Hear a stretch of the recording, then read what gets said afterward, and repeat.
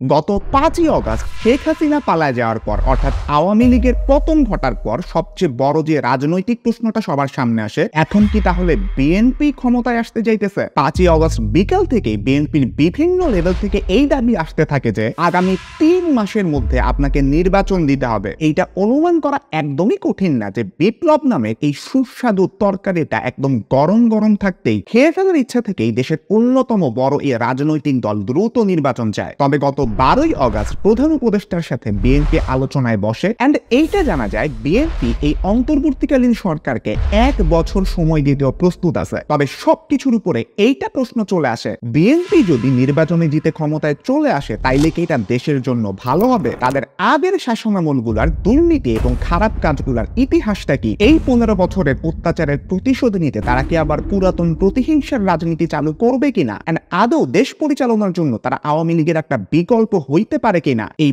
পুরো ব্যাপারটাই আমি আজকের ভিডিওতে এক্সপ্লেইন করার চেষ্টা করব। তো চলুন শুরু করা যাক।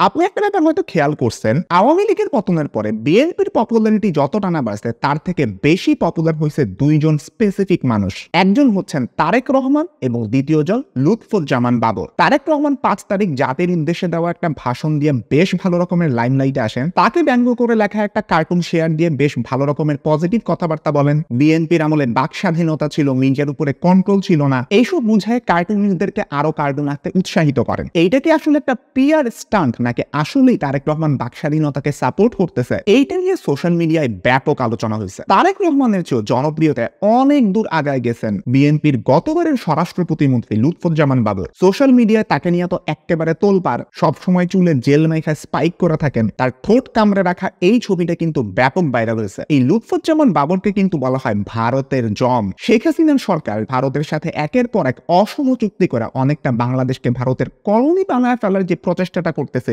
সেইটা দেখেই অনেকে এই ভারতের জম লুৎফুজ্জামান বাবরকে আবার রাজনীতিতে ফেরত চাইতেছেন। তবে এই তারেক রহমান এবং বাবর দ্য গ্রেটের শাসনামলের অনেক অন্ধকার গল্প আমাদের জানা নাই। গল্পগুলো আমি আপনাদের সামনে উপস্থাপন করতেছি। আওয়ামী লীগ তাদের প্রথম টার্মে বিটিভিতে একটা অনুষ্ঠান করতো যার নাম এই দিন সেই সময়। ধরেন আজকে আগস্ট মাসের ১৫ তারিখ। এই দিন বিএনপি সরকারের আমলে বিএনপি সরকার কি করছিল এক্সাক্ট স্পেসিফিক ডেটে এইটার অনুষ্ঠানে দেখানো হইতো খুবই এগ্রেসিভ ভাবে, যার মধ্যে সত্য, মিথ্যা, অর্ধসত্য সবকিছুই ছিল। তবে তারপরেও সত্যিটা এই যে বিএনপির ২০০১ থেকে ৬ সালের শাসনামল ভয়াবহ রকমের খারাপ ছিল। ২০০১ থেকে ৬ সালে বিএনপি জামায়াত জোট সরকার দেশের ভিতরে একটা ডিপ স্টেট তৈরি করছিল। ডিপ স্টেট মানে হইতেছে সরকারের ভিতরে আরেকটা সরকার। এই ডিপ স্টেটের হেড ছিলেন তারেক রহমান।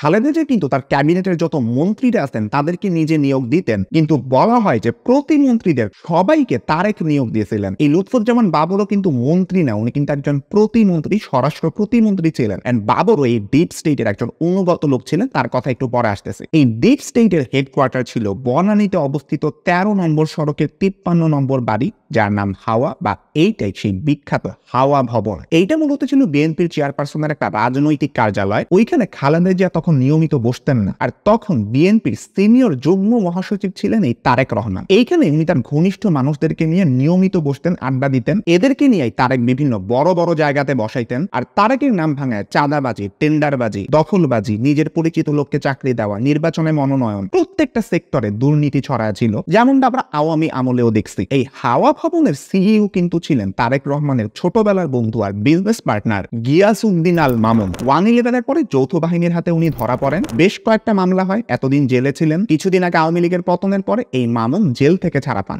একটা করে দুর্নীতির এক্সাম্পল বলি। তৎকালীন সময় শিক্ষামন্ত্রী ছিলেন ওসমান ফারুক। ২০০৬ সালে মার্কিন দূতাবাসের একজন কর্মকর্তার কাছে উনি বলছিলেন বিএনপি জামায়াত জোট সরকারটা যেটা ছিল ওইখানে সরকারের মন্ত্রিসভাতে মাত্র ২৯ জন সদস্য থাকার কথা ছিল, কিন্তু তারেক রহমানের ইনফ্লুয়েন্সে অবশেষে ক্যাবিনেটে মোট ৬০ জন মন্ত্রী প্রতিমন্ত্রী রাখা হয়। এই যে এক্সট্রা মন্ত্রী প্রতিমন্ত্রী নিয়োগ দিল, এইটার মাধ্যমে তারেক রহমান এবং তার সহযোগীরা বিপুল পরিমাণ অর্থ হাতায় নেয়। সেকেন্ড এক্সাম্পল, মার্কিন দূতাবাসেরই আরেকটা সূত্র বলতেছে তারেক রহমান কোটি কোটি ডলারের অবৈধ সম্পদ সংগ্রহ করছেন। ঢাকায় আগে একজন মার্কিন রাষ্ট্রদূত ছিলেন যার নাম জেমস এফ মরিয়ার্টি। উনি বলতেছেন তারেক রহমান শুধুমাত্র যে মোনেম কনস্ট্রাকশনের মতন একটা লোকাল কোম্পানির কাছ থেকে ঘুষ খাইছেন এমন না, ওই কি মোনেম কনস্ট্রাকশন তারেক রহমানকে লক্ষ মার্কিন ডলার ঘুষ দিছিল। 2008 সালের 3 নভেম্বর ঢাকার মার্কিন দূতাবাসের আরেকটা তার বার্তা থেকে এইটা জানা যায়, এই তারেক রহমান আল আমিন কনস্ট্রাকশনের মালিক আমিন আহমেদকে হুমকি দিচ্ছেন, তুমি যদি আমাকে $1.5 লক্ষ না দাও তাহলে তোমার কোম্পানি আমি বন্ধ করে দিব। এটা ছাড়াও রেজা কনস্ট্রাকশন লিমিটেড,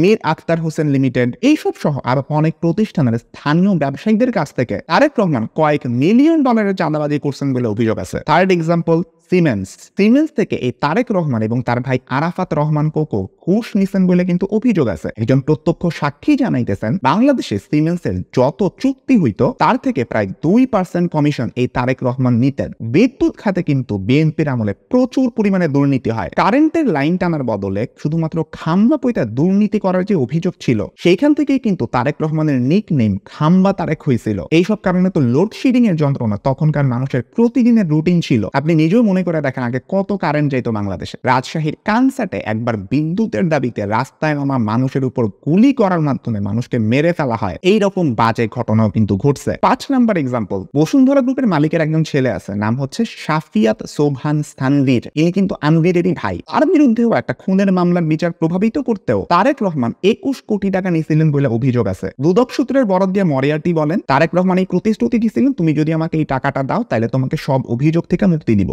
জিনিস খেয়াল করেন, আওয়ামী লীগ আর বিএনপি দুইটা শাসনামলেই বসুন্ধরা গ্রুপের মালিকের ছেলেদের কিন্তু কুকীর্তি আছে। তখন আমরা দেখছিলাম স্থানবীরকে, এখন আমরা দেখতেছি আনবীরকে। 6 number example, Zia orphanage trust fund আছে যেখানে এতিমদের জন্য টাকা আসে, ওই ফান্ডের অ্যাকাউন্ট থেকেও 2 কোটি টাকা হাতায় আনেন এই তারেক রহমান। উনি তার নিজ শহর বগুড়াতে একটা জমি কেনার জন্য এই ট্রাস্টের তহবিলের টাকা ইউজ করেন। এইবার আসলে আলোচনা করি বিএনপির আমলে হওয়া রাজনৈতিক প্লটগুলা নিয়ে। র্যাব গঠন করার আগে খালেদা তারেক সন্ত্রাস দমনের নামে 2002 সালের 17 অক্টোবর থেকে সারা দেশে অপারেশন ক্লিন হার্ট নামে একটা যৌথ অভিযান চালায়। অ্যামনেস্টি ইন্টারন্যাশনাল জানায়, এই সময় যৌথ বাহিনীর হাতে আটকের পরে নির্যাতনে অন্তত 40 জন মানুষের মৃত্যু হয়। আয়নাঘরের সাথে কিছুটা মিল টের পাইতেছেন। দ্বিতীয় এক্সাম্পল, 10 ট্রাক অস্ত্র। বাংলাদেশের ইতিহাসে সর্ববৃহৎ অস্ত্র আর গোলা বারুদের চালান আটক করা হয় 2004 সালের 1 এপ্রিল রাতে। সমুদ্রের উপর দিয়ে 2টা বড় ট্রলারে কইরা এই অস্ত্রগুলো আনা হয় চিটাগং ইন্ডিয়া ফার্টিলাইজারের জেটিতে। এই চালানে 1790টা বিভিন্ন ধরনের অস্ত্র, 11.5 লক্ষ গুলি, 6,500 ম্যাগাজিন, 27,000 গ্রেনেড আর 150টা রকেট লঞ্চার পাওয়া যায়। একটু আপনাদের কনটেক্সট দিয়ে রাখি,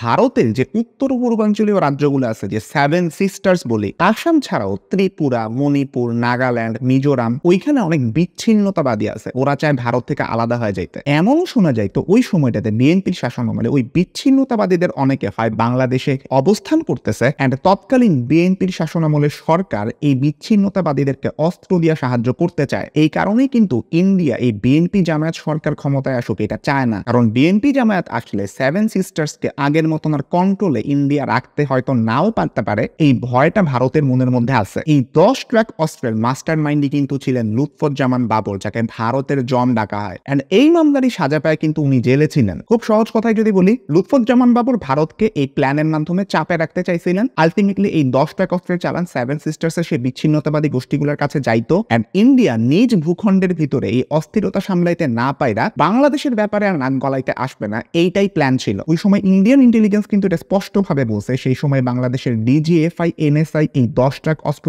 চালানের সাথে জড়িত ছিল, এন্ড এইটা থেকেই বোঝা যায় এই ব্যাপারে রাষ্ট্রীয় মদদ ছিল। 3 নম্বর এক্সাম্পলে আসি, 21 আগস্ট বোমা হামলা। ডেইলি স্টারের 2009 সালের একটা রিপোর্টের মতে 2004 সালের 14 আগস্ট রাতে হাওয়া ভবনে বসে স্বরাষ্ট্র প্রতিমন্ত্রী বাবর, উপমন্ত্রী পিন্টু সহ জঙ্গি সংগঠন হুজির নেতারা বৈঠক করে শেখ হাসিনাকে গ্রেনেড হামলার মাধ্যমে মেরে ফেলার পরিকল্পনা করে। বাবরের বক্তব্য ছিল, গ্রেনেড কোনো সমস্যা না, বলা ভালো ওই বছরের এপ্রিলে 10 ট্রাক অস্ত্র উদ্ধার করা সম্ভব হইলেও এক্সট্রা আরো 2টা ট্রাক ছিল যেগুলা গায়েব হয়ে গেছে বলে জানা যায়। এই গ্রেনেড হামলায় আরজিএস গ্রেনেডও ব্যবহার হয়েছিল, যেটা প্রচন্ড শক্তিশালী। এই গ্রেনেড ওই হারায় যাওয়া 2টা ট্রাক থেকে আসছে কিনা এই ব্যাপারে কানেকশনটা উড়ায় দেওয়া যায় না। পরে 21 আগস্ট ঢাকার আওয়ামী লীগের সমাবেশে গ্রেনেড হামলা করে হরকাতুল জিহাদ আল ইসলামী বা হুজির জঙ্গিরা। এইখানে তাদের নেতা ছিল মুফতি হান্নান, আর তার নির্দেশনায় ওই আক্রমণে ছিল প্রশিক্ষিত 12 জন জঙ্গি। ওই হামলায় মহিলা আওয়ামী লীগের সভানেত্রী আইভি রহমান সহ 22 জন নিহত হন। আইভি রহমান কিন্তু হচ্ছে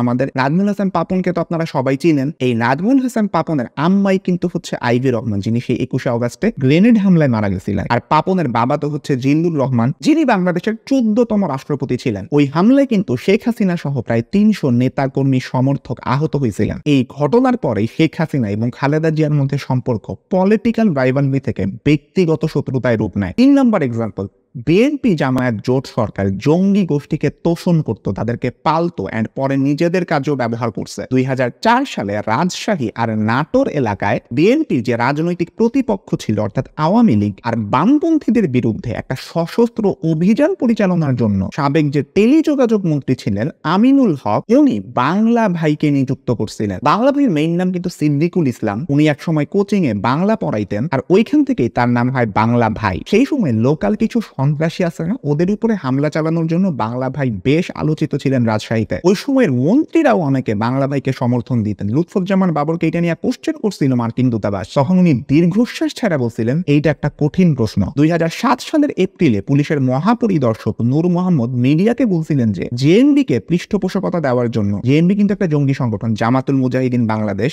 যার প্রতিষ্ঠাতাই ছিলেন এই বাংলা ভাই শায়েখ আব্দুর রহমানের মতন মানুষরা। এই জেএমবির পৃষ্ঠপোষকতার সঙ্গে ভূমি প্রতিমন্ত্রী রুহুল কুদ্দুস তালুকদার দুলু, আমিনুল হক এবং সাবেক সংসদ সদস্য নাদিম মুস্তাফা জড়িত। তারেক রহমান যে এসবের বাইরে ছিল এমন কিন্তু না। এই ভূমি প্রতিমন্ত্রী রুহুল কুদ্দুস তালুকদার দুলু উনি একবার তারেক রহমানের সাথে ফোনে কথা বলেন এন্ড তার নির্দেশে পরবর্তীতে বাংলা ভাইয়ের প্রধান সহযোগী যার নাম খামারু, এই খামারুকে ছেড়ে দিতে বাধ্য হয় র্যাব। দুইটা জিনিস খেয়াল করেন, ওই সময় প্রতিমন্ত্রীদের কি পরিমাণ পাওয়ার ছিল, যাদের নিয়োগ মূলতই হয়েছে এই তারেক রহমানের মাধ্যমে, আর কিভাবে তারা সেই সময় জঙ্গি গোষ্ঠীগুলারে পালতো। 2005 সালের 17 আগস্ট 63টা জেলায় একসাথে প্রায় 500 বোমা ফাটায় প্রচলিত আইন বদলায় আল্লাহর আইন কায়েমের দাবি জানায় জেএমবি। সারা দেশে এভাবে একযোগে বোমা হামলা বাংলাদেশের ইতিহাসে এর আগে হয় নাই। এইরকম ভয়াবহতা তৎকালীন জঙ্গি গোষ্ঠীগুলা চালাইছিল। তবে তৎকালীন সরকারের ঘুম ভাঙতে খুব বেশি দেরি হয় নাই। 2005 সালের 21শে ফেব্রুয়ারি নাশকতামূলক তৎপরতার অভিযোগে জেএমবি এবং জেএমজিবির